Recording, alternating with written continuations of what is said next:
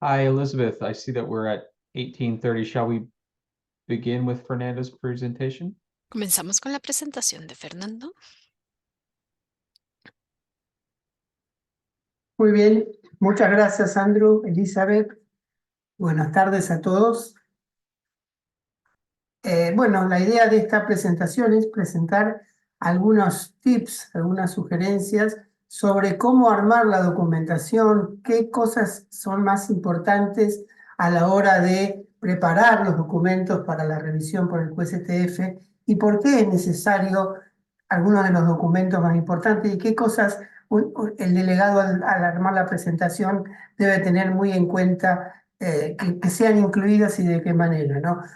Y por otra parte, cómo hacer la presentación de forma efectiva durante las reuniones del QSTF.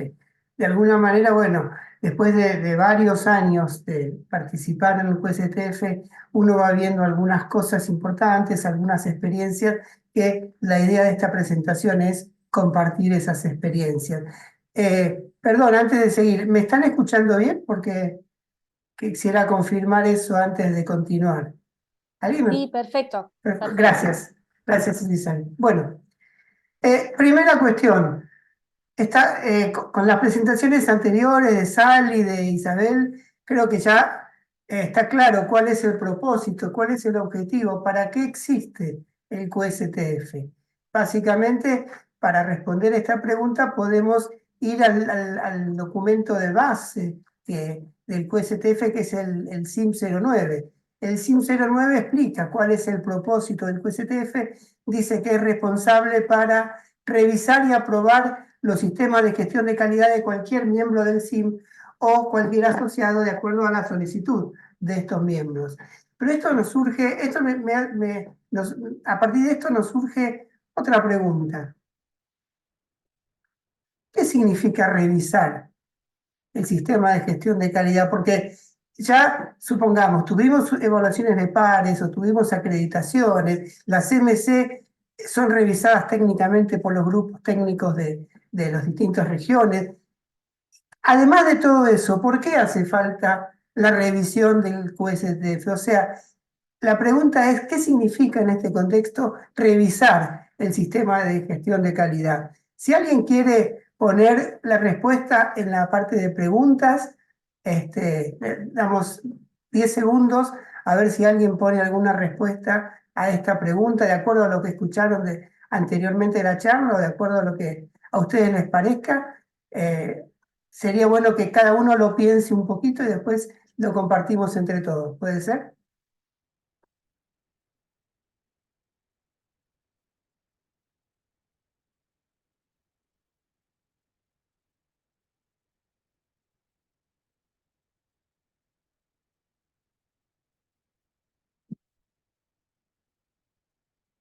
Bueno, no hay hasta ahora respuestas.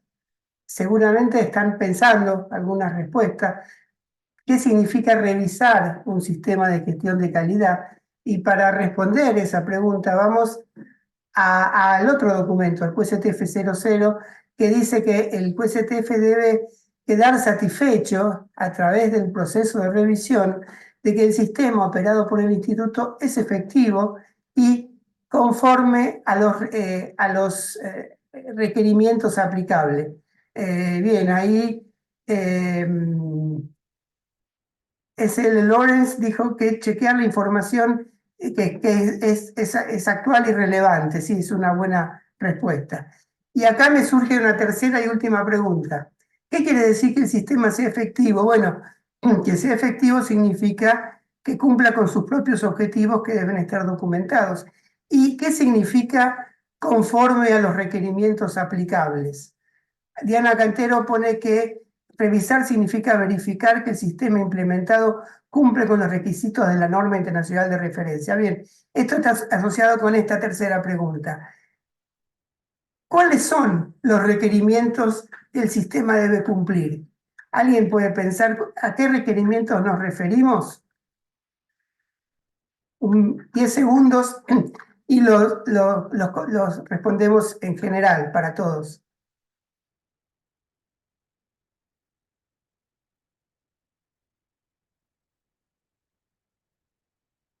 Bueno, vamos a decir cuáles son para mí los requerimientos aplicables. Básicamente, los requerimientos aplicables los pongo en tres categorías. Por un lado, las normas de referencia que ya se mencionaron, estas tres normas que aparecen acá, la 17025 para servicios de calibración y medición, la 17034 para producción de materiales de referencia, certificados o no, y la 17043 para la realización de ensayos de aptitud. Eso por un lado, las normas de referencia. Por otro lado, el procedimiento base del CIPM-MRA, que es el G12, guías para monitorear y reportar los sistemas de gestión de calidad en el contexto del MRA. Perdón, muchos de los procedimientos del SIM están basados en este procedimiento del CIPM-MRA, que como todos los documentos, los demás documentos que se mencionan acá, están todos disponibles en Internet, ¿sí? Y por otro lado, los documentos propios del SIM y del QSTF, el SIM 09, el QSTF 00, de los cuales ya se hablaron bastante, y de lo que vamos a hablar en el resto de la presentación es de los formularios QSTF 1, 3 y 4. Bien. Esto ya se vio. En particular vamos a ir con más detalle al QSTF1, en la plantilla de emisión de documentos o el template, que es obligatorio, el QSTF3, el checklist, que indica que todos los documentos, en qué archivo está cada uno de los documentos, y el plan de acción, que si bien no es obligatorio, algún tipo de plan de acción debe haber. Bien. Perdón. El QSTF1 tiene esta estructura, está conformado por estos 5 capítulos que vemos acá. El capítulo 1 habla de la estructura del sistema de gestión de calidad. El capítulo 2 de la implementación en el día a día de ese sistema y algunos eventos que son necesarios para demostrar que el sistema funciona bien. El capítulo 3 sobre las evaluaciones, los assessments que el sistema de gestión de calidad recibe, auditorías internas, externas y revisiones por la dirección. El capítulo 4 son las evidencias de vitalidad, en las cuales ya mencionó Isabel, y tiene algunos apéndices en el capítulo 5. Vamos a ir con más detalle en cada uno de estos capítulos. Empecemos por el capítulo 1, lo que básicamente se espera que se incluya en este capítulo 1. Siempre es recomendable, además de ver el esqueleto, digamos, del QSTF1 que está en la página del SIM, los delegados que tengan que presentar documentación, yo les recomiendo que busquen presentaciones viejas y busquen qué pusieron en el QSTF1 otros colegas que ya hicieron la presentación previamente, ¿sí? Para tener alguna idea de cómo hacerlo, de cómo resolverlo. Bueno, el QSTF1, perdón, el capítulo 1 incluye, digamos, lo que uno debe poner son los objetivos del sistema, el alcance. Cuando hablamos de alcance, hay que tener cuidado. Por supuesto, el sistema de gestión de calidad tiene que tener un alcance documentado, eso es un requisito de las normas. Pero además, yo no necesariamente voy a presentar todo el sistema de calidad de todos los laboratorios de mi instituto. A lo mejor en la reunión de hoy voy a presentar el sistema de calidad para fuerza y química. Bueno, entonces es importante poner en el alcance específicamente lo que va a estar asociado a la presentación que voy a hacer en esta reunión en particular. Bueno, las políticas, las responsabilidades principales, la estructura de la documentación, si hay un manual de calidad, una pirámide de documentación, puede ser el mapa de procesos eventualmente la lista de procedimientos, tanto técnicos como administrativos, no los procedimientos enteros, sino la lista de los títulos, cómo se resuelve la imparcialidad y la confidencialidad, el enfoque basado en riesgos, el diagrama organizacional del instituto, dónde está el responsable de calidad o el quality manager, dónde está el jefe de laboratorio, de quién depende, etcétera, etcétera, y los cambios relevantes en caso de que sea un sistema aprobado hace 5 años. De todo, perdón, de todo esto, ¿qué es lo más importante y por qué? Bueno, básicamente se trata de describir el diseño y la estructura del sistema, sus objetivos, requerimientos, políticas, procesos, etcétera, y los procedimientos principales, y sobre todo mostrar el compromiso con el cumplimiento de esos objetivos y de esas políticas.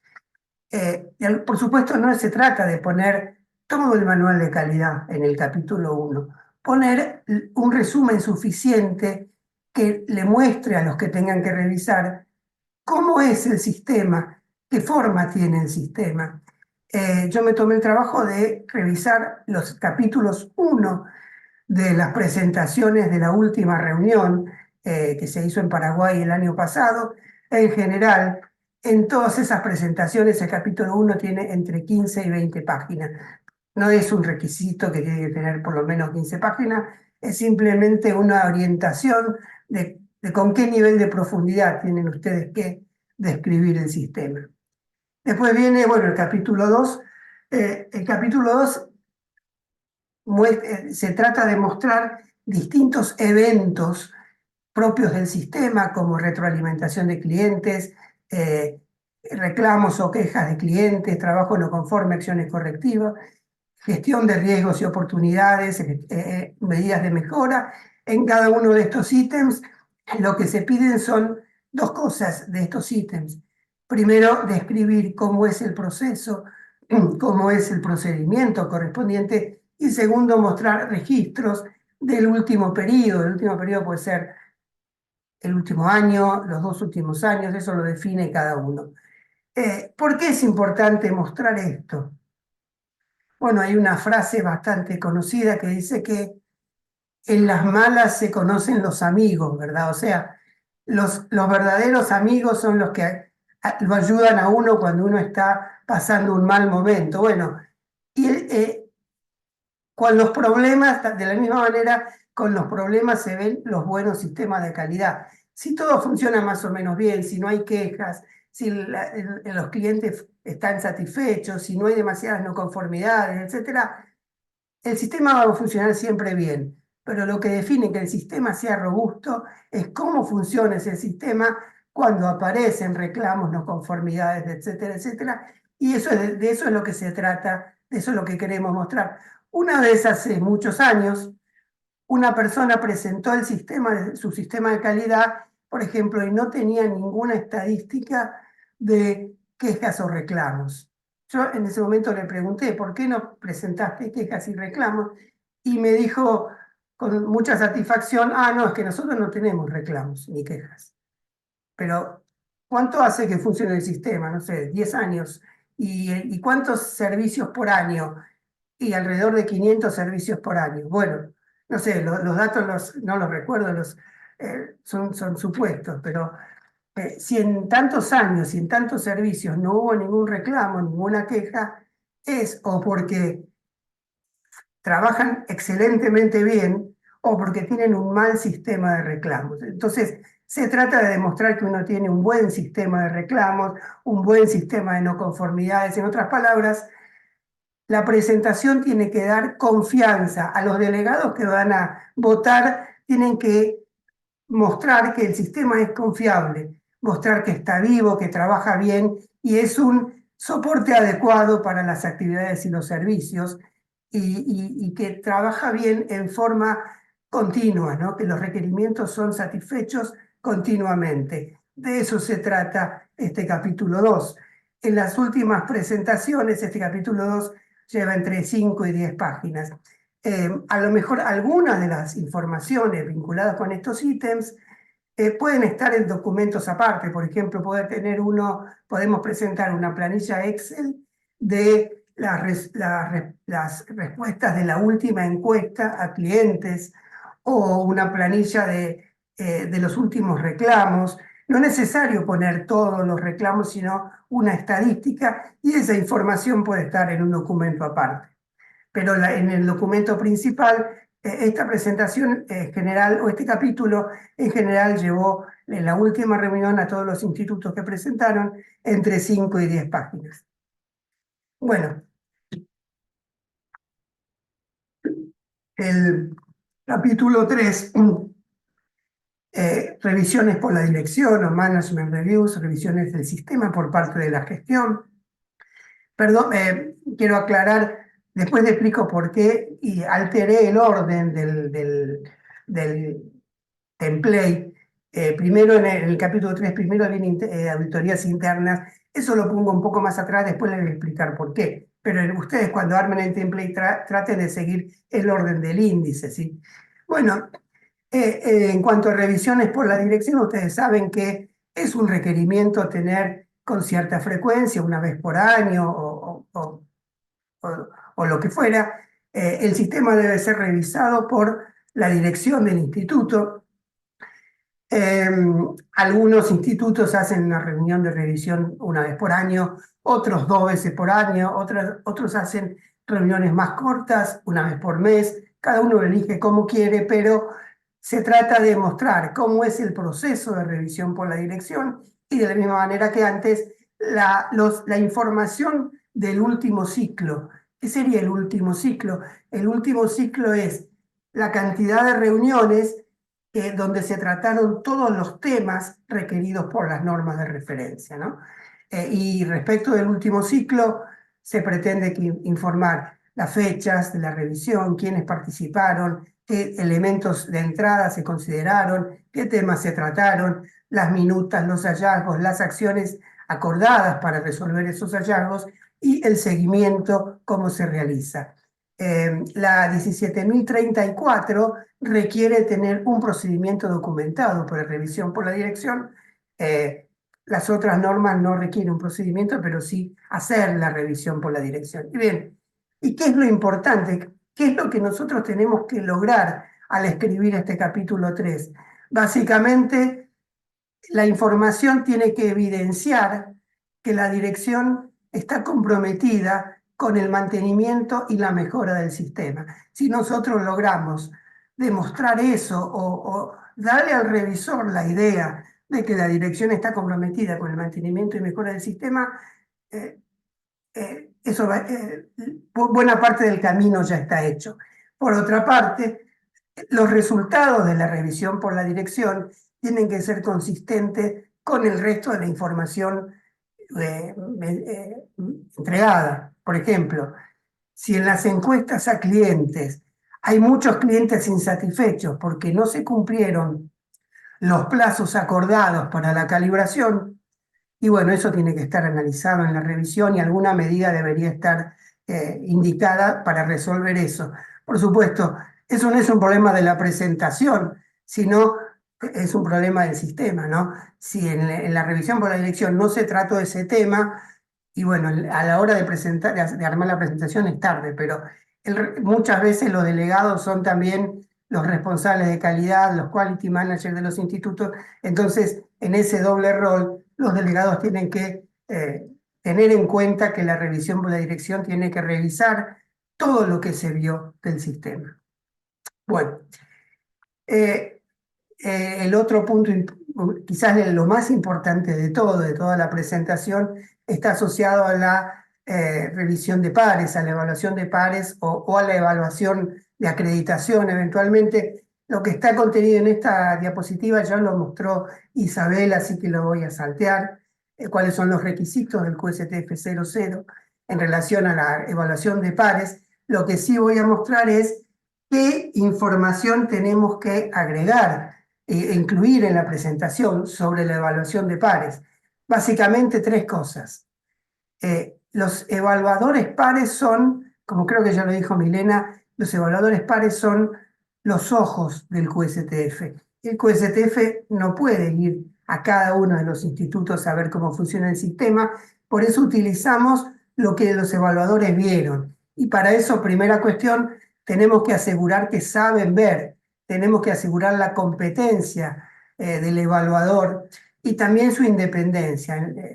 El año pasado a mí me señalaron que en un caso para el INTI faltaba la evaluación de independencia. Por ejemplo, independencia puede significar el organigrama del instituto y poner el laboratorio evaluado está en este lugar, a la derecha del organigrama, y el evaluador está bien a la izquierda del organigrama, y las cadenas de gestión no se cruzan, por ejemplo. Bueno, y en relación a la competencia, yo creo que hay que tener cierto sentido común. Una anécdota que recuerdo, hace muchos años, nosotros recibimos para evaluar el sistema de las capacidades de química orgánica, recibimos a Bob Karls del Países Bajos, creo que era, que en ese momento era además el chair del CCQM, del Comité Consultivo de Química. Bueno, en la reunión de cierre yo le pedí por favor que me mandara un currículum vitae para poder incluir en esta documentación. Y él no le gustó mucho, se molestó, dijo algo así como, en el CIM no me conocen a mí. Igual después me lo mandó el currículum vitae. Pero quiero decir, no hace falta una biografía con todo detalle, con todas las publicaciones, si es una persona suficientemente conocida. A lo mejor en ese caso la biografía podía tener una sola línea, Bob Karls, chair del CCQM, y listo, y no hace falta mucho más que eso. Cada uno evalúa qué es lo que quiere, cómo quiere armar la biografía del evaluador. En otros casos, para evaluar el sistema de gestión, le pedimos a los mismos delegados del QSTF que lo evalúen. Entonces, si yo recibo como evaluadora, por ejemplo, a Elizabeth del Latu, a Elizabeth Ferreira, bueno, todos los demás delegados ya la conocen a Elizabeth, así que no es necesaria la biografía. Pero bueno, está cada uno cómo arma esa documentación. Bueno, y el segundo elemento es qué es lo que vieron los ojos, ¿no? ¿Qué es lo que vio el evaluador? Eso se registra en el reporte o informe de la evaluación de pares. Hace algunos años atrás nosotros, entre 3 delegados, Rubén Lazo del CENAM en ese momento, Silvio Santos del INMETRO en ese momento, y yo armamos un documento, una guía sobre qué información debería tener el reporte del evaluador de pares, de la evaluación de pares. Básicamente, bueno, yo les cuento, cuando yo tengo que revisar un sistema de otro instituto, en esas 4 o 6 semanas que tengo, lo primero que veo, lo primero que leo es el reporte de la evaluación de pares. Me parece, yo prefiero empezar por ahí. Si el reporte veo que está todo más o menos bien, ya me quedo más tranquilo con todo lo demás. Y del reporte empiezo viendo las 3 cosas que acá figuran en negrita. Primero, muy importante, el alcance de la evaluación de pares. ¿Qué requisitos de la norma de referencia y en qué áreas o laboratorios fue evaluado? Por ejemplo, puede ser alcance, scope, capítulo 6 y 7 de la 17.025 en el laboratorio de fuerza, por decir algo. Muchas veces, a veces hay un equipo evaluador conformado por un evaluador técnico y un evaluador de gestión, y se ponen de acuerdo para hacer un único informe. Pero muchas veces no. A lo mejor nosotros le pedimos a un evaluador que vea el sistema de gestión, a otro evaluador que quizás viene de otro instituto y en una semana distinta, a que vea las capacidades de fuerza, y un tercer evaluador que vea las capacidades de electricidad. Y hacemos una presentación con todo eso. Bueno, en ese caso, los evaluadores no se comunican entre sí. Y es responsabilidad del propio instituto, del propio quality manager del instituto, asegurar que no quedan espacios vacíos de la norma. O sea, que todos los requisitos de la norma en todas las áreas presentadas hayan sido evaluados por algún evaluador competente. Y eso tiene que estar claramente mostrado en el capítulo de alcance del informe.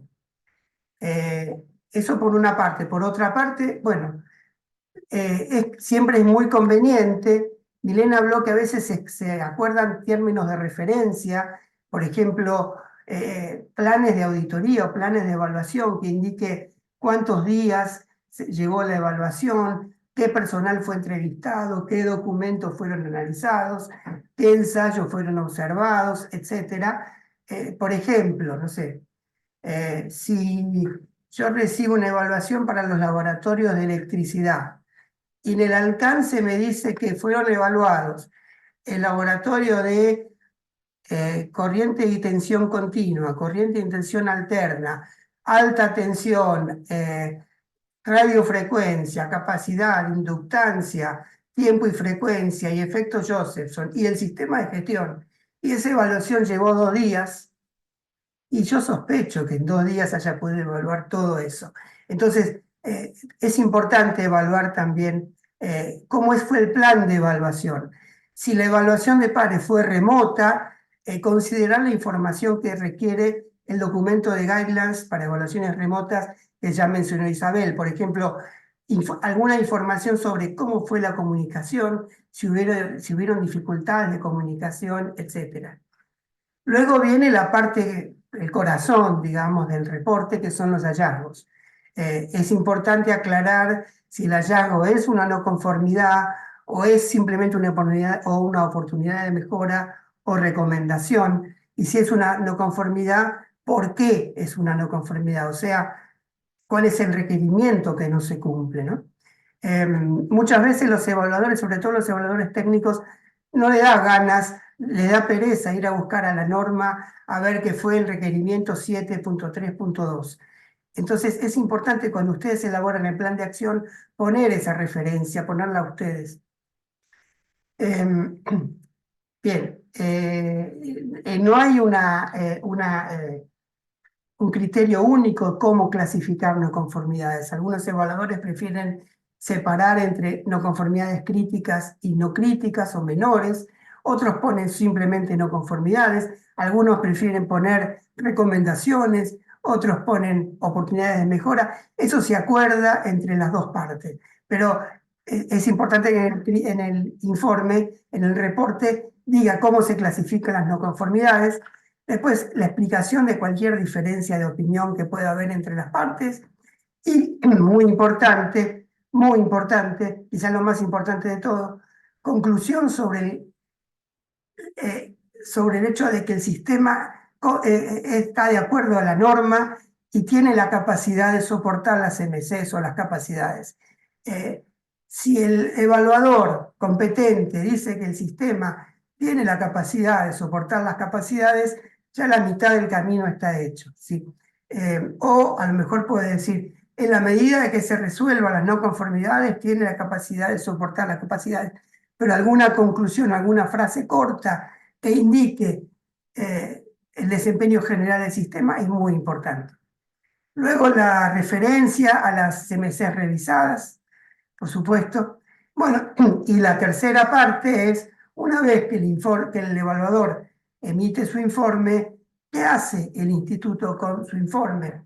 Eso es lo que llamamos plan de acción de respuesta a los hallazgos, sobre todo a las no conformidades. Para eso se recomienda usar el formato QSTF4 o como dijo Isabel en su presentación, algo similar al formato QSTF4. Esta es una propuesta o una posibilidad que yo pongo que tiene alguna información más que el documento que está en la página, una referencia a lo que está en azul. Lo que está en azul es lo que escribe el evaluador, lo que uno transcribe del informe, el número de hallazgo, la descripción del hallazgo, si corresponde la evidencia, el tipo de hallazgo, la referencia al estándar, y lo que está en verde, la respuesta del instituto a ese hallazgo. ¿Cuál es la causa? O sea, si corresponde un análisis de causa, una acción correctiva o directamente una corrección, responsable y fecha para esa acción correctiva, para acción propuesta, digamos, y el impacto sobre la CMC, el estatus, si está resuelta ese hallazgo o si todavía no está resuelta, en qué estado está. Para la gente que tiene más experiencia sobre acreditaciones, hay 2 diferencias básicas entre las acreditaciones y la revisión del QSTF. ¿Cuáles son? Para el QSTF, no todas las no conformidades deben estar resueltas y verificadas antes de la presentación. Ustedes saben que en la acreditación, para que el organismo de acreditación acredite a un laboratorio, todas las no conformidades tienen que estar perfectamente levantadas y verificadas. Y por otro lado, la acreditación requiere que el revisor, el evaluador, responda si todas las acciones son correctas, ¿sí? Haga esa evaluación de la evidencia de que las acciones es correcta. En el caso del QSTF, no es necesario, por lo general. Esto va a una pregunta, si no recuerdo mal, de Karen, de si hay que encontrar el acuerdo del evaluador. No es necesario en general tener el acuerdo del evaluador. En algunos casos puede ser conveniente. ¿Por qué? Porque puede haber una no conformidad muy compleja, alguna cuestión técnica muy compleja, entonces no está de más enviarle la acción propuesta al evaluador, que el evaluador dé una opinión y acompañar la nota del evaluador dando una opinión sobre eso, ¿sí? ¿Por qué les parece a ustedes que el QSTF no exige ni resolver las no conformidades ni dar un feedback del evaluador, a diferencia de los organismos de acreditación? ¿Por qué no es necesario para nosotros? ¿Alguien tiene alguna respuesta? ¿Se le ocurre alguna respuesta sobre eso? ¿Cuál es la diferencia entre un instituto de metrología y un laboratorio acreditado, por ejemplo?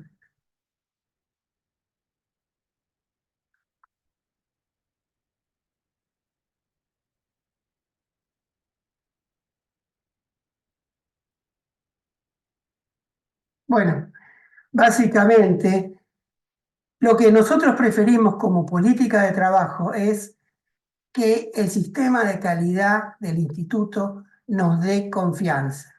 Por eso decíamos varias veces, el presentador tiene que tratar de generar confianza en el sistema de calidad. Y si nosotros nos da confianza el sistema de calidad, nosotros como QSTF presuponemos que el sistema de calidad va a saber gestionar todas esas no conformidades y que las acciones lo correcto de las acciones a esas no conformidades. Entonces, nosotros depositamos toda nuestra confianza en el sistema de calidad, siempre y cuando el sistema de calidad nos dé confianza. Y el sistema de calidad del instituto es el que se va a encargar de gestionar esas no conformidades eventualmente.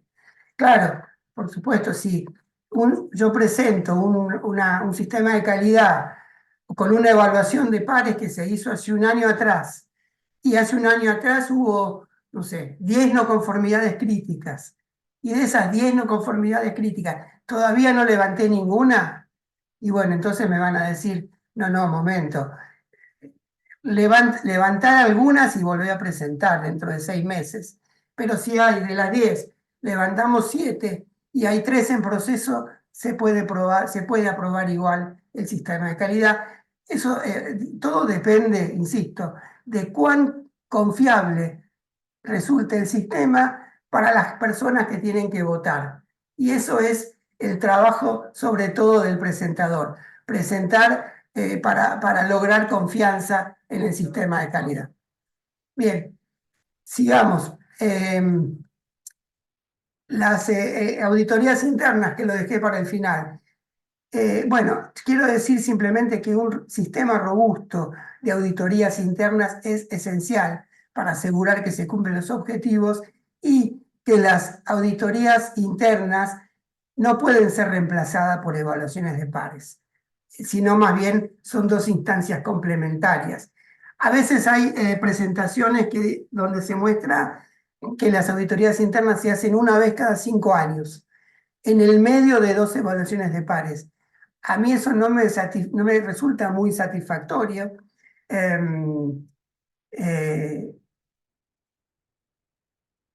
A mí eso no me resulta del todo satisfactorio. En general, las auditorías, ¿por qué no me resulta satisfactorio?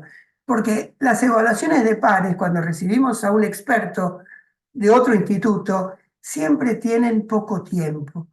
En general, por más que lo programemos para una semana, y a veces se demoran, las discusiones son largas, y el evaluador tiene el ticket del avión de vuelta, y a lo mejor no hay tiempo para ver todo. En cambio, el auditor interno está en el laboratorio vecino, y si no termina esta semana, puede continuar la semana que viene. Y las auditorías internas son usadas, como dice ahí, para mejorar la eficiencia del proceso. Cuando yo voy como evaluador de pares a otro instituto y encuentro una no conformidad, pero veo que en la última auditoría interna eso fue detectado, me quedo muy tranquilo. Ahí es donde yo veo el sistema funciona. En cambio, cuando veo no conformidades importantes y las auditorías internas no fueron detectadas, entonces yo tengo que dedicarle más tiempo a evaluar los distintos aspectos. Si viene un evaluador par, supongo un experto técnico de algún área de la metrología, es importante aprovechar mejor el tiempo con ese experto técnico para discutir temas técnicos relevantes, el análisis de las incertidumbres, la trazabilidad, cómo mejorar los métodos de medición, etc.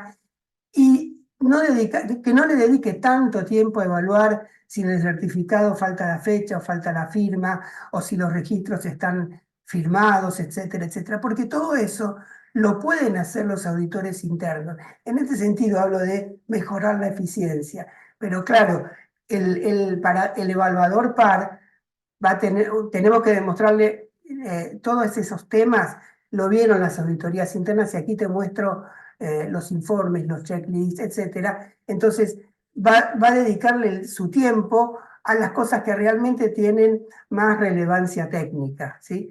Bueno, y sobre las auditorías internas, ¿qué es lo importante para presentar? Bueno, lo mismo de siempre. Primero los procesos, los procedimientos de auditoría, las responsabilidades de acuerdo en el proceso de auditorías internas, incluyendo la gestión de hallazgos. Es importante la frecuencia. En los últimos años no es necesario mostrar todas las auditorías, todos los informes de auditoría de los últimos años. Creo que había habido una pregunta en la presentación anterior sobre eso. Necesito mostrar todos los informes.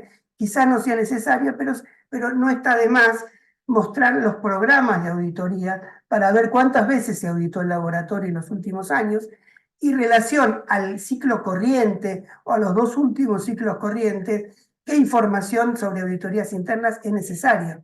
Bueno, básicamente la información es la misma que para las evaluaciones de pares. Por eso lo puse este tema al final, porque ya vimos la información necesaria en las evaluaciones de pares. En las auditorías internas es básicamente la misma información. A veces el nivel de formalidad no es el mismo para una auditoría interna que para una evaluación externa, pero la cantidad la información es la misma. Puede ser que alguna de la información esté un poco más resumida, pero son los mismos ítems los que hay que presentar. Bien. Bueno, pasamos al siguiente punto, al siguiente capítulo, que es la vitalidad de la CMC para la reevaluación una vez que el sistema ya fue aprobado 5 años atrás. Recordemos cómo es el sistema, cómo es el proceso del acuerdo de reconocimiento mutuo. Cuando un instituto solicita una nueva publicación de CMCs, las CMCs son revisadas técnicamente por las distintas organizaciones regionales de metrología. Pero después de eso, yo puedo tener CMC aprobadas y publicadas hace 20 años. Y en 20 años, si no hay cambios, si no hay mejoras, nadie más me volvió a revisar la CMC. La única revisión periódica que se hace cada 5 años es la revisión del sistema de calidad que la hace el Quality Forum, o el grupo de calidad de cada organización regional. En el CIM la hace el QSTF.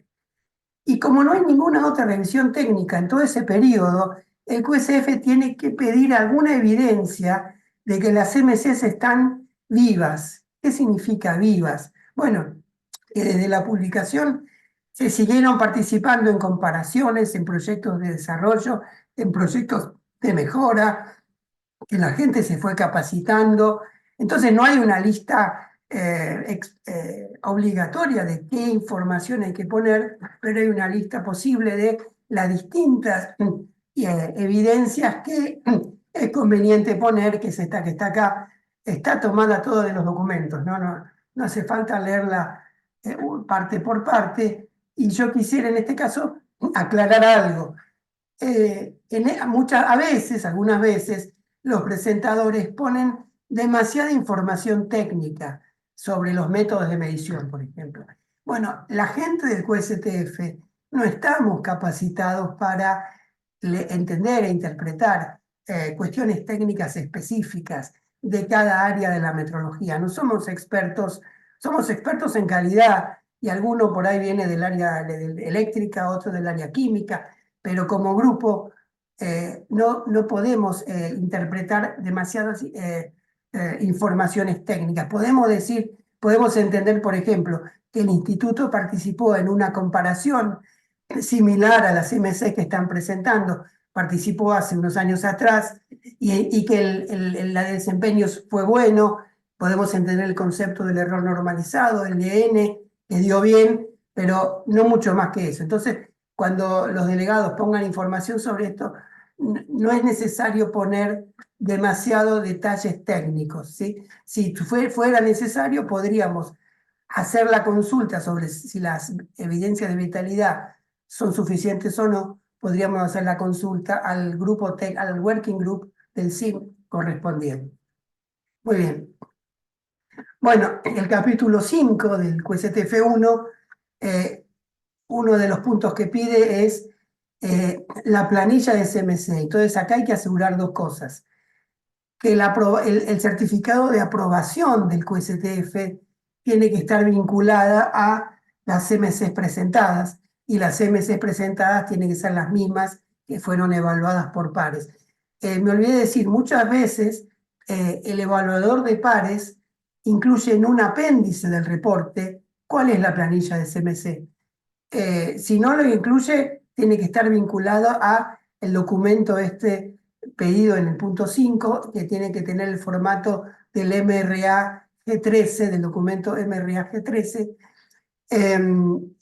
Además, volviendo a la comparación con las acreditaciones, ustedes saben que en general un certificado de acreditación viene acompañado a un alcance de acreditación. El alcance, en este caso, de la aprobación del QSTF, es un documento interno, que es esta planilla de CMC, esta planilla de CMC en el formato requerido. Una vez que eso se publica en el apéndice C, bueno, ahí tiene un estado público, ¿verdad? Mientras tanto, esa planilla es una planilla interna. Bueno, después las referencias cruzadas con la norma de referencia. Esto lo pide el documento del MRA también. Entonces es un documento que debe estar incluido. O sea, la referencia cruzada entre los requerimientos de la norma y la documentación del sistema de calidad. Bueno, ya habló Isabel sobre el QSTF3, el checklist para la documentación. En este documento uno debe mostrar en qué archivo está cada una de la información y si está incluida o no. Hay algunas cosas, por ejemplo, la vitalidad, si es una primera aprobación, no tiene por qué incluirse. Bueno, eso se pone en este formato de QSTF3. En el encabezado aparece, es importante esto que está en negrita, poner cuál es el alcance de la evaluación para el certificado. No se mencionó que el QSTF emite un certificado de aprobación del sistema, que si bien no tiene una validez oficial, porque la única documentación oficial, como dijo Sally, son las minutas del QSTF, a algunos institutos les sirve tener un certificado para mostrar que el sistema de calidad fue aprobado. Y entonces, en este documento, en el QSTF3, tenemos que poner cuál es el alcance, y ese alcance no puede ser cualquier cosa, sino que tiene que vincularse con la lista de servicios que publica cada uno de los comités consultivos y que está en la página del BIPM. Bien. Bueno, finalmente, ya vamos terminando.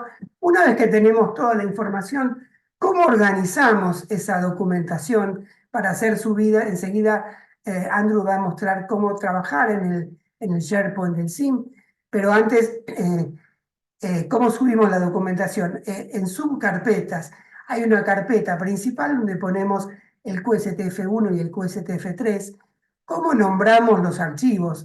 Hay una regla para unificar cómo nombrar los archivos, que es, ponemos primero el nombre de la institución, cuál es el sistema de calidad y cuál es la fecha. Ahí hay 4 ejemplos de la última reunión. Por ejemplo, CENAM, el documento QSTF1 para mediciones electromagnéticas, fecha. INTI, documento 1 para radiofrecuencia, fecha. LATU, sistema de calidad, fecha. Y NRC Canadá, documentos de presión y la fecha. Son distintas versiones de esta regla para nombrar los documentos. Y después, la idea es poner 7 subcarpetas, una para todo lo que tenga que ver con las evaluaciones de pares, otra para la planilla de CMC, otra para auditorías internas, otra para revisión por la dirección, otra para todos los aspectos del capítulo 2, ¿no? Acciones correctivas, riesgos y oportunidades, etcétera. Otra para las biografías de los evaluadores internos y externos, y la última para las evidencias de vitalidad. Simplemente para ayudar al revisor a encontrar la información, se propuso ponerlas todas, organizar toda la información, todos de la misma manera, ¿sí? Y para ir cerrando, en la reunión en sí, cuando llegamos a la reunión se supone que todos los delegados ya tuvieron esas 4 o 6 semanas para leer la documentación. Y bueno, sin embargo, es conveniente, es conveniente durante la reunión mostrar un resumen de toda esa documentación. Para eso hay un template en formato PowerPoint, como ya se mencionó, llamado QSTF2, creo que esto lo dijo Isabel. La pregunta es, ¿cuán resumido es ese resumen, ¿no? Y bueno, tenemos que tener en cuenta cuánto tiempo me asignan. Cuando recibimos la agenda de la reunión, me dicen, por ejemplo, para tu sistema de calidad tenés 40 minutos. Bueno, esos 40 minutos hay que distribuirlo. Una regla 3-1 es una regla más o menos aplicable. 30 minutos para la presentación y otros 10 minutos para preguntas, discusión y votación. Hay veces que la discusión se puede hacer muy larga, pero en general esa es la proporción utilizada. Entonces, si esos 30 minutos, depende de la cantidad de información que tenga cada diapositiva, cada slide, pero bueno, si no tiene demasiada información, puedo estimar 2 minutos por slide. Entonces, la presentación en PowerPoint puede tener 20 slides. Eso es lo que tengo que armar. Otro ejemplo, un poco más complejo, supónganse yo tengo que presentar el sistema de calidad para 3 magnitudes o para 3 áreas, fuerza, volumen y electroquímica, y me dan 30 minutos para cada área. Bueno, en general lo que ocurre es que cuando presento la primera de las áreas, tengo que presentar los aspectos generales del sistema de calidad. Eso me va a llevar más tiempo, a lo mejor 40 minutos.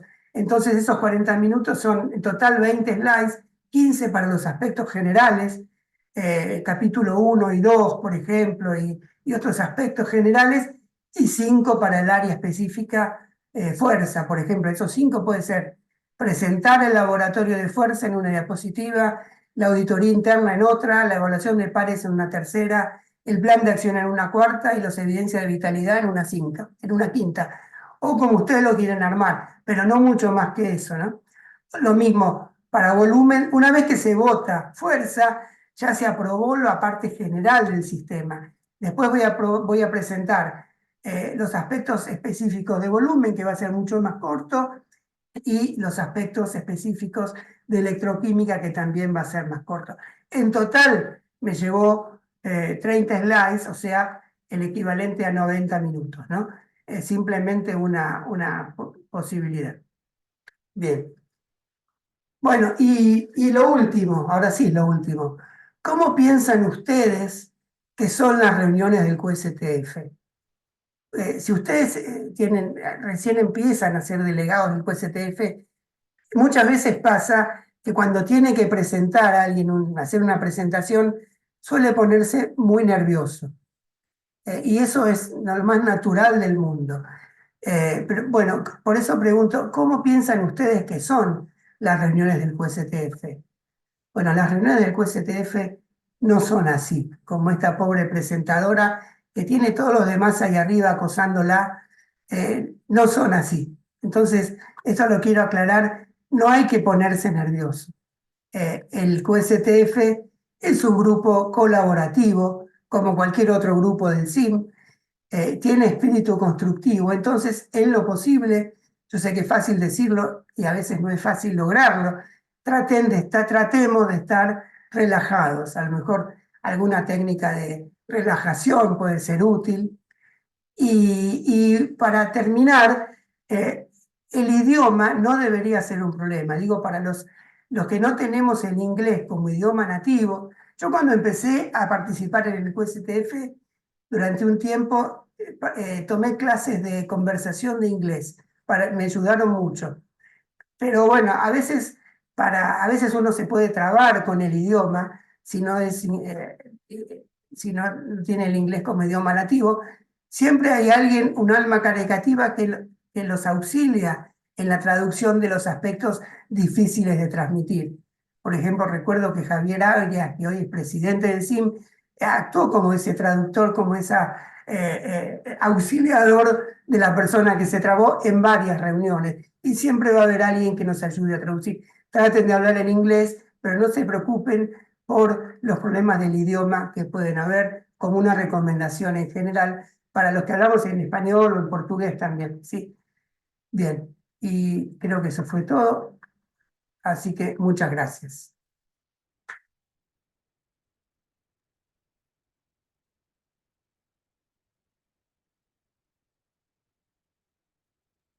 Muchas gracias, Fernando. No tenemos preguntas en el chat, así que bueno, pasamos a Andrew.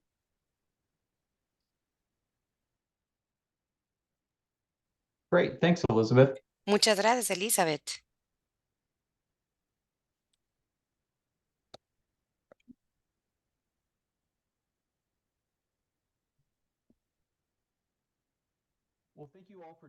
Muchas gracias a todos por unirse el día de hoy. Yo me llamo Andrew Cohn y tengo el placer de servir como el secretario del QSTF y voy a hablar brevemente para poderles dar solamente un vistazo del sitio de SharePoint en el cual vamos a compartir los documentos que hemos compartido el día de hoy y otros registros importantes que se mantienen en el QSTF. Entonces, como ustedes ya escucharon de otros QSTF 00, las políticas y los procedimientos y los procesos necesarios para la sección 4 que define los requisitos o requerimientos para reuniones y para poder presentar documentos y para los nuevos sistemas de gestión de calidad que no han recibido aprobación. Esos documentos deben de ser presentados a la QSTF 6 semanas previo a una reunión. Para los que están buscando la renovación de 5 años, el requisito es que se presenten 4 semanas previas a la reunión. Yo, como el secretario de QSTF, le voy a notificar a los delegados que sobre la reunión que ha sido planificada con un mínimo de 8 semanas previamente. Generalmente trato de compartir para que los miembros puedan estar preparados. Y los delegados, ellos mismos o ellas mismas, son los que van a subir los materiales al sitio de SharePoint. Sin embargo, si hubiera algún tipo de problema técnico o pudieran encontrar un obstáculo o pudieran necesitar alguna ayuda para poder presentar los registros o que el delegado no lo pueda hacer en nombre de su instituto, entonces yo los puedo ayudar con eso. Entonces, como les digo, usamos el SharePoint de Microsoft y se les da la información de las cuentas y la información que van a utilizar para poder crear una cuenta. El dominio va a ser el mismo para todos los usuarios, como van a ver aquí en una captura de pantalla. Ven que el mío es acon@sinmetro.omicroft.com y se les va a pedir que se autentiquen con la aplicación de autenticación de Microsoft.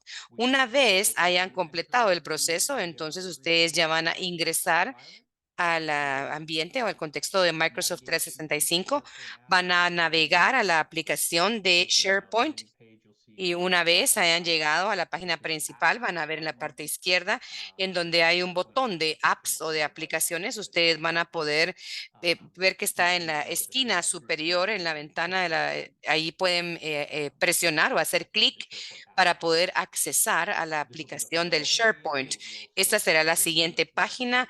Van a escoger el sitio SIM, ese QTF, y eso los va a llevar a la página principal. Y entonces aquí ustedes van a ver poder las páginas que nosotros tenemos aquí en el sitio de SharePoint. Y si ustedes pueden desplazarse hacia abajo en la página principal, van a ver en donde ustedes pueden subir su documentación. Entonces, para los documentos o la librería de documentos de QSTF, van a ver el mes y van a ver el año y van a ver la ubicación de la siguiente reunión. En ese folder, ustedes pueden crear un subfolder y ustedes están usando el acrónimo de NMI o DI y pueden ver que esto está cubierto por el sistema de gestión de calidad.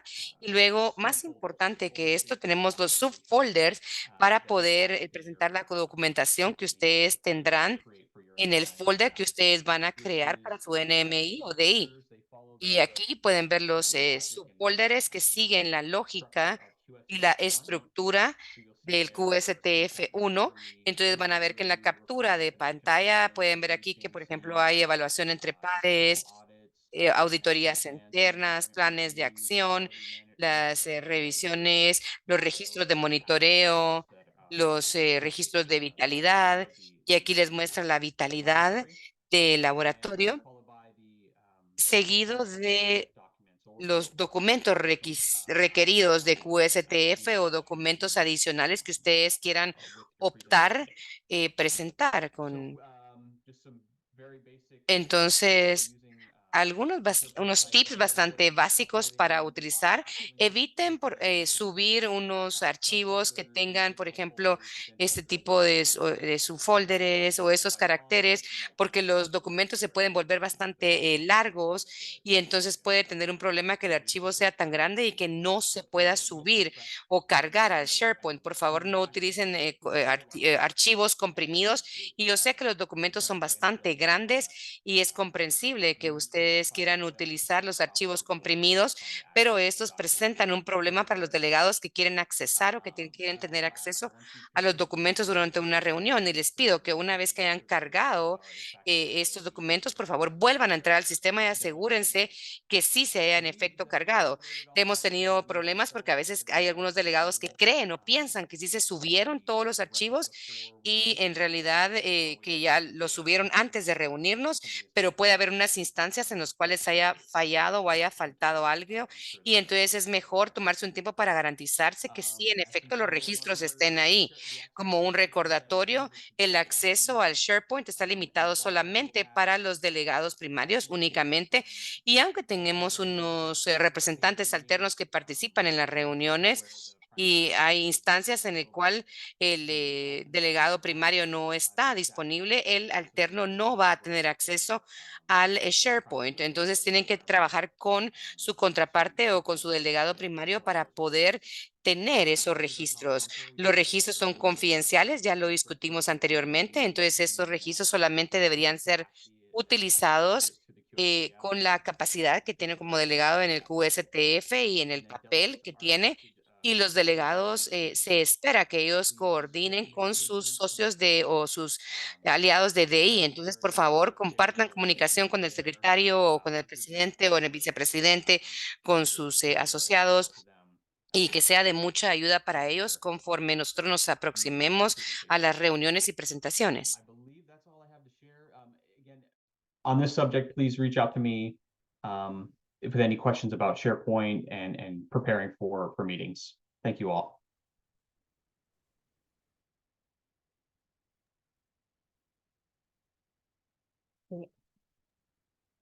Sí, como dice Andrew, no, No estamos viendo más preguntas acerca de las presentaciones. No sé si justo apareció una. Está en inglés, Andrew.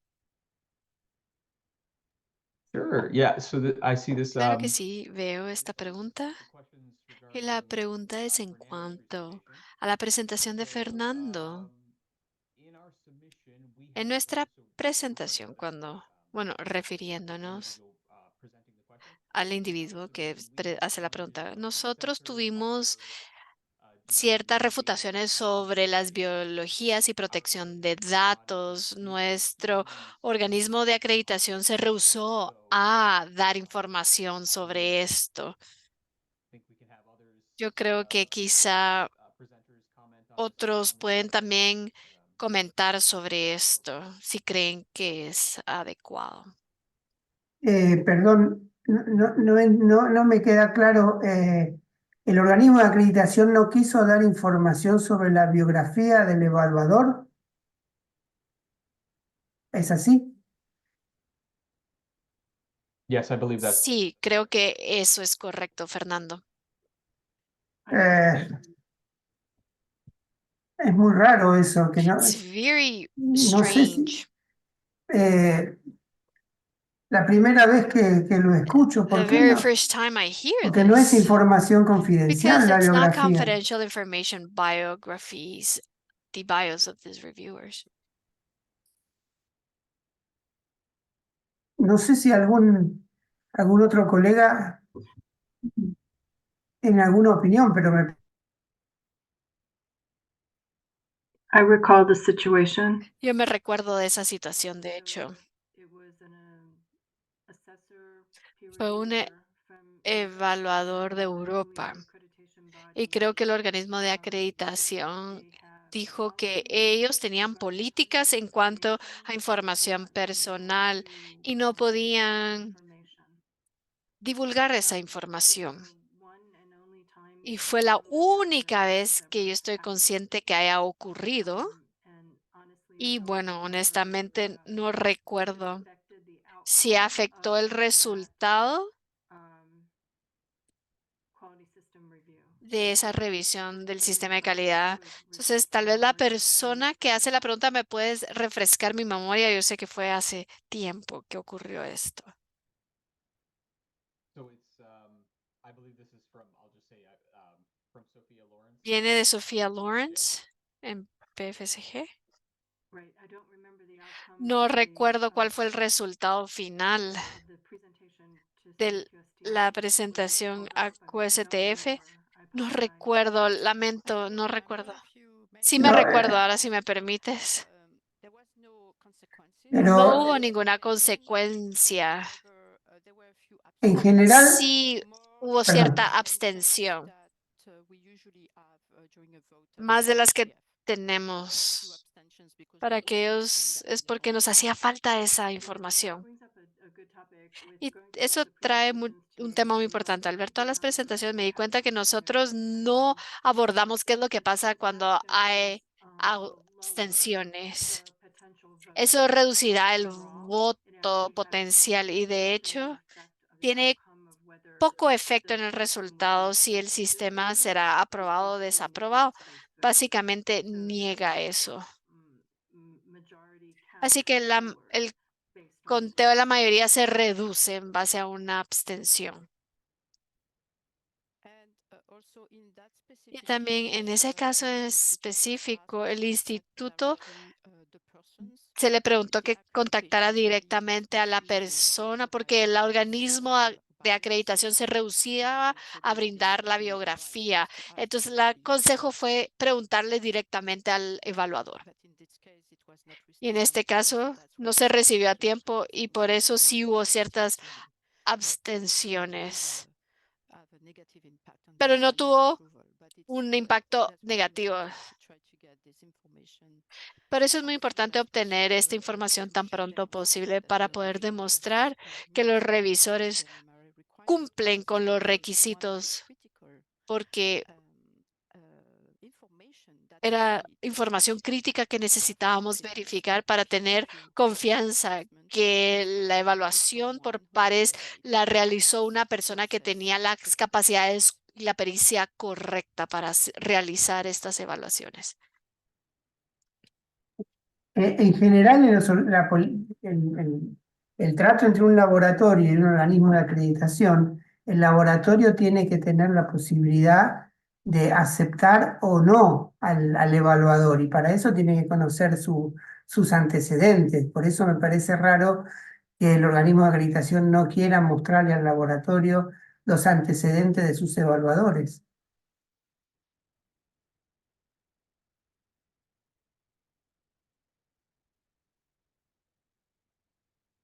Okay. I see one additional question here from, Veo una pregunta adicional aquí de nuestro amigo Alfredo de México. Alfredo pregunta sobre cambiar o reemplazar documentos cargados al SharePoint del QSTF. Yo asumo que después de que ya se completó toda la presentación de documentos, si esto ocurre de vez en cuando, yo preguntaría que cualquier delegado que actualice registros o incluya documentación adicional le notifique al presidente y a la secretaría y al vicepresidente sobre ese cambio y estar preparado para responder cualquier pregunta que pueda surgir durante la presentación por parte de los delegados que quizá revisaron ya la documentación que luego fue reemplazada.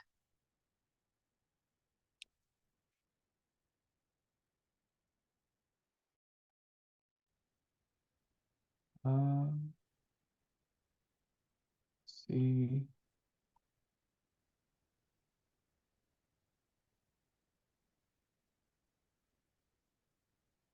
Any other questions? I don't see. ¿Alguna otra pregunta? Pero no veo. I see another question in Spanish. Veo otra pregunta en español. Karen. Sí, Karen pregunta, confirmando, si no eres delegado, enviamos la información a Andrew. Asumo que es el paquete de información al QST. Yeah, so in El Sí. Salvador's En El Salvador, en el caso de El Salvador, dado que ellos no tienen un delegado del QSTF, sí. En ese caso, por favor, contáctenme a mí directamente y nosotros trabajaremos juntos para apoyarlo a la reunión.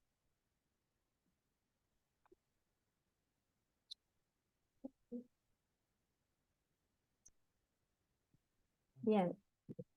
Another question from Erlan. Otra pregunta de Erlan. Yes. En cuanto a la capacidad del evaluar, y no es la obligación del organismo de acreditación. El organismo de acreditación también es evaluado por la organización correspondiente cuando surgiera eso. Bueno, es en cuanto un comentario a la cuestión de los evaluadores de un organismo de acreditación. Bueno, creo que ese es el consenso general, si no estoy mal. Ujú.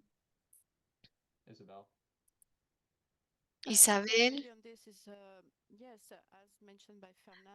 como mencionó Fernando, el organismo de evaluación te evalúa un organismo de acreditación. Tú tienes el derecho para preguntar quién será tu evaluador.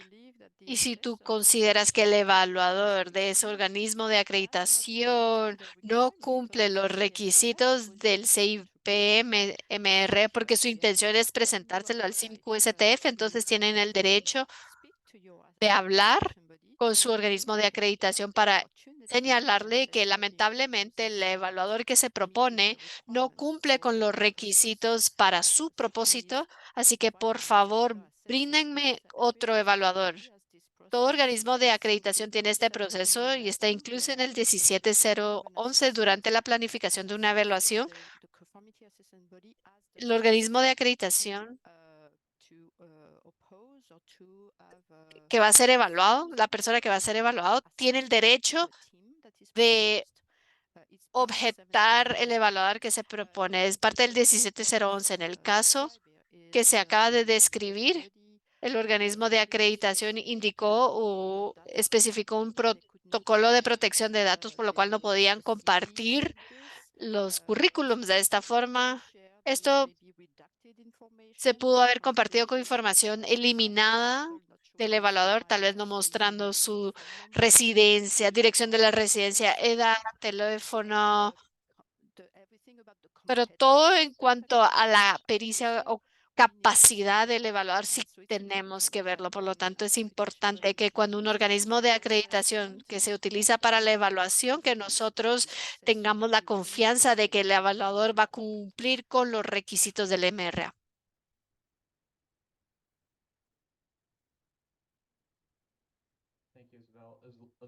Sí, tenemos Gracias. una pregunta de Carlos Acosta que dice, para someter un sistema de calidad de un INM, ¿necesita tener un acuerdo firmado con el BIPM?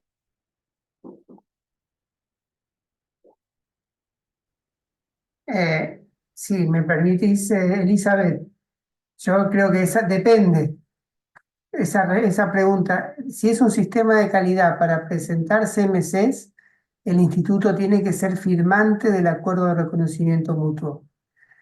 Si es un sistema de calidad que queremos, que el instituto quiere aprobar, independientemente de la presentación de CMC, no es necesario ningún acuerdo, simplemente ser un miembro pleno o asociado del SIM. Exacto, es así. Después, otra pregunta que dice, ¿cuál es la cantidad de votos mínimos necesarios para las aprobaciones?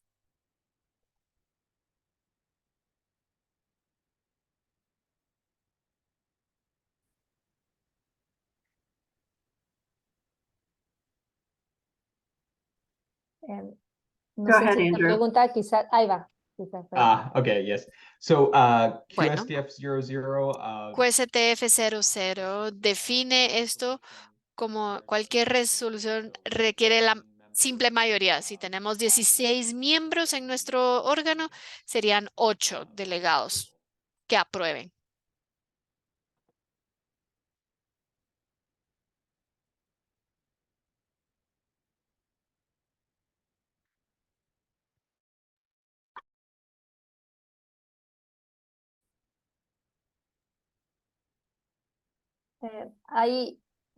Andrew, there is other question.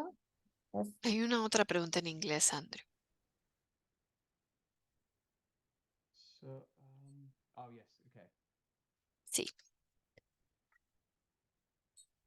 So I'll read the question aloud here. So we have Leeré. Nosotros hemos recibido retroalimentación de SSDLs en varias regiones a quienes se les envía evaluadores técnicos que no son competentes en el área, aunque el organismo de acreditación es un signatario de ILAC. I'm not familiar with the acronym SSDL. No sé qué quiere decir ese SDL.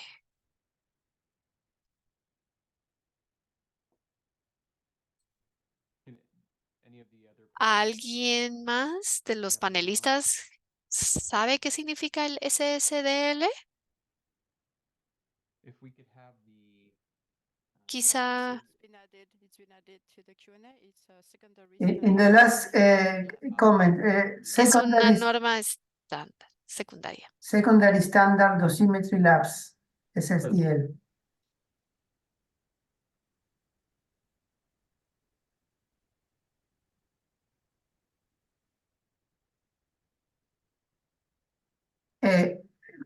Si puedo responder esta pregunta o este comentario de Sakiti. El hecho de que el cuerpo de acreditación sea un signatario del ILAC es una condición necesaria, pero no suficiente, porque como cualquier organismo de acreditación, acredita por lo general laboratorios. Muy pocos de esos laboratorios son institutos nacionales de metrología o institutos designados. Entonces, el requisito para evaluar institutos nacionales o designados es superior al requisito, no sé si es superior, pero es distinto al requisito para evaluar un laboratorio cualquiera. Se requiere los elementos que aparecen en el apéndice A del documento que se mencionaron. No sé si esto responde la pregunta.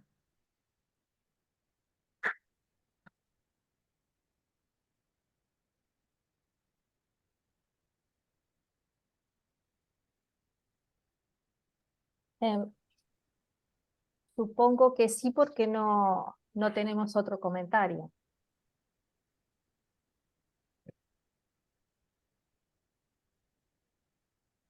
And I want to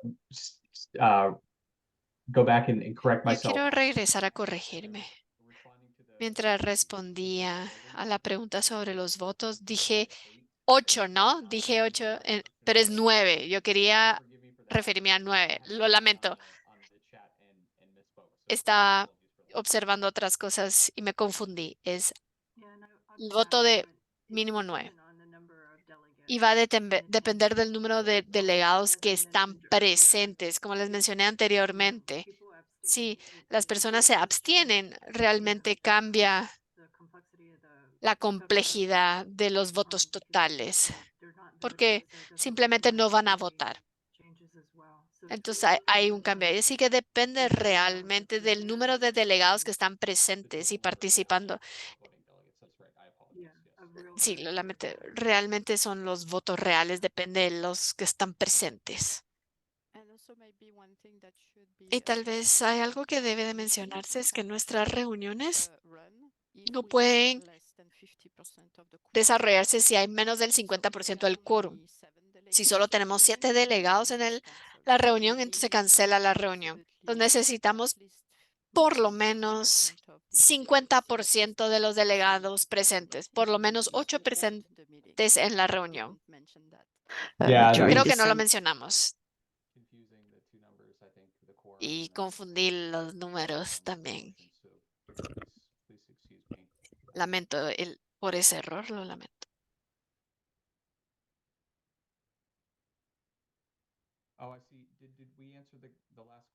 Creo que repetimos la última pregunta de Karen en español, Elizabeth. Ah, sí lo hicimos. Muy bien. Pero hay una pregunta de Alfredo de nuevo, Andrew. Sí, ya lo veo. Gracias, Isabel. La pregunta es, ¿hay un vínculo abierto, un sitio web, ya sea VIPM o SIM, donde los CMCs pueden verificarse? ¿Acaso necesitamos ser autores de CMC para verificar esto? Isabel, adelante. Sí, yo responderé porque yo creo que sí pregunté para mi propio instituto sobre esto. Y lamentablemente no recuerdo la respuesta exacta, pero les prometo que les brindaré una respuesta por escrito, pero yo sé que sí hay una forma para ver eso, porque yo sí le pregunté al BIPM, a la secretaría sobre esto, y yo te responderé por escrito. En este momento no recuerdo, pero sí tengo en algún lado la respuesta. Gracias, Isabel. Creo que hay otra pregunta en el chat.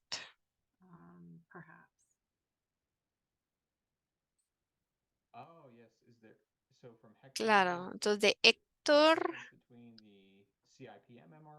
hay una diferencia entre el MRA de CIPM y de ILAC, son distintos. ¿Interpreté correctamente el comentario? Sí, ¿Quieres tomarlo, como una Sally? aclaración. Sí, en realidad yo lo entiendo como que es una respuesta a lo anterior que dice que hay una diferencia entre el acuerdo de reconocimiento mutuo de BPM y el que existe a nivel de ILAC. Thank you for that. Yeah, I missed the nuance there. So Gracias por la aclaración. Differences are, or are we okay? ¿Estamos de acuerdo o quieren que exprese cuáles son las diferencias? Creo que ya entendemos. Yo creo que era un comentario, como que la persona estaba haciendo una aclaración, Mhm. pero Just a comment. Yes, Bueno. very good. Sí, un comentario, muy bien. esperamos unos segunditos para ver si no aparece otra pregunta.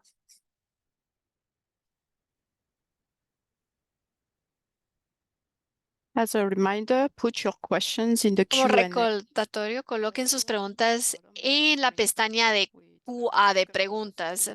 De lo contrario, será muy difícil monitorear el chat. Por favor, utilicen la pestaña de preguntas. Ujú.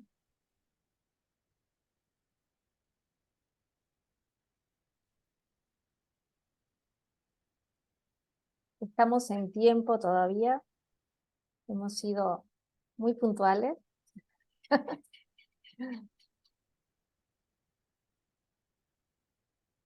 Pero bueno, parece que no están apareciendo otras consultas. No sé si alguno de los panelistas quiere hacer algún comentario antes de pasar al cierre.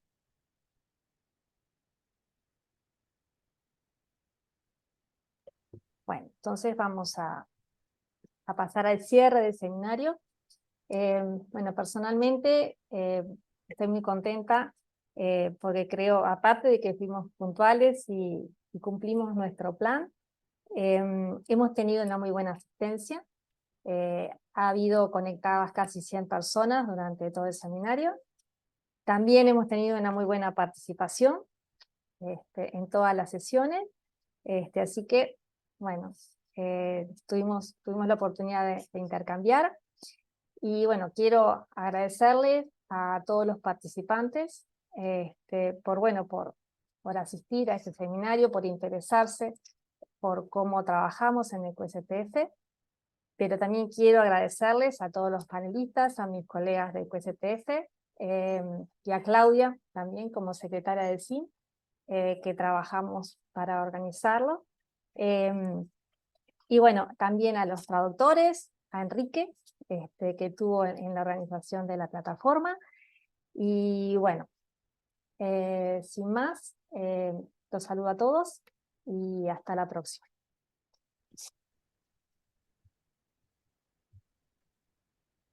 Thank you, everybody. Gracias a todos.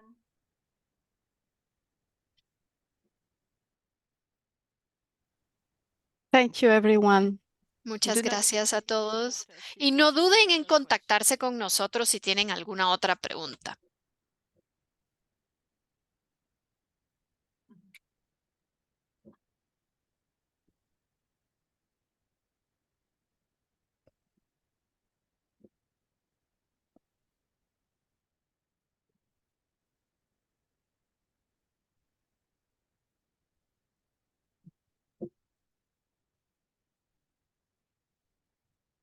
Well, very good job. That's let's excellent. let's stop the recordings. Yes, I stop. I have to find